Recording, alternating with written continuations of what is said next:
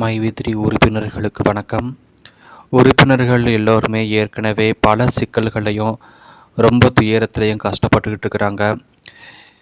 நிறைய உறுப்பினர்கள் எப்போது எம்டி அவர்கள் பேசுவார், எம்டி அவர்கள் எப்போது நமக்கு எல்லாம் பே அவுட் பண்ணுவார் அப்படின்னு பல எதிர்பார்ப்புகள் எல்லாமே தோல்வியில் தான் முடிஞ்சுக்கிட்டு இருக்குது. ஏன்னா எம்டி அவர்களுக்கு கொடுக்கப்பட்ட நிபந்தனைகள் ரொம்ப கண்டிப்பாக இருக்கிறதுனால எதையுமே அவரால் பேசவும் முடியறதில்ல. பேசினாலும் அரசியல் பிரச்சனைகளால் அவரை மறுபடியும் அவர் பேசக்கூடியது, அவர் செய்யக்கூடிய திட்டங்கள் எல்லாத்தையுமே மக்களுக்கு எதிராகவும் அரசுக்கு எதிராகவும் ஆர்பிஐ ரூல்ஸுக்கு எதிராக தான் கொண்டு போயிட்டு இருக்கிறாங்க.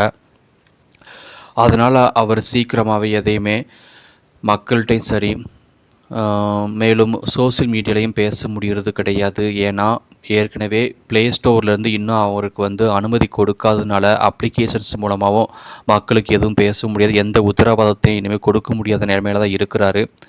இந்த மாதிரியான வீக்னஸை இந்த மாதிரியான பலவீனத்தை புரிஞ்சுக்கிட்டு சில பேர் உறுப்பினர்கள்ட்ட ப்ளே ஸ்டோரில் அப்ளிகேஷன் இருக்கிற மாதிரியும் அதில் மறுபடியும் நீங்கள் பணத்தை போட்டு சேரலாம், ஏர்ன் பண்ணலாம் பணம் அப்படின்னு நினச்சி நிறைய பேர் சோசியல் மீடியாவில் நிறைய மெசேஜை பரப்பிக்கிட்டு இருக்கிறாங்க. அது எல்லாமே போலியானது, யாரையும் நம்பாதீங்க, அவசரப்பட்டு எந்த ஒரு சிக்கலையும் மாட்டிக்காதீங்க. ஏன்னா அப்ளிகேஷன்ஸ் இன்னமும் அவங்களுக்கு மறுபடியும் அனுமதி கொடுக்கல. ப்ளே ஸ்டோரில் அப்ளிகேஷன்ஸ் அதாவது மைவி3 அப்ளிகேஷன்ஸ் அவைலபிள் கிடையாது. ஏன்னா சைபர் டிபார்ட்மெண்ட் அவங்க முடக்கம் பண்ணியிருக்கிறாங்க. இன்னும் அனுமதி கொடுக்காதனால எம்டி அவர்களும் முயற்சி பண்ணிக்கிட்டு தான் இருக்கிறாரு.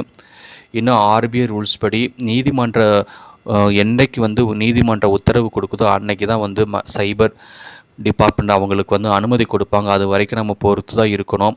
கம்பெனி மூடாது. கம்பெனி அதாவது தற்காலிகமாக தற்சமயம் விசாரணையில் இருக்கிறதுனால அந்த கம்பெனி வெற்றிகரமாக என்னைக்கு திறக்கப்படுமோ அன்னைக்கு தான் அப்ளிகேஷன்ஸும் நமக்கு பயன்பாட்டுக்கு வரும். அது வரைக்கும் உறுப்பினர்கள் யாருமே எந்த குழப்படியும் இருக்க வேண்டாம், யார் பேச்சையும் நம்பி இருக்க வேண்டாம்.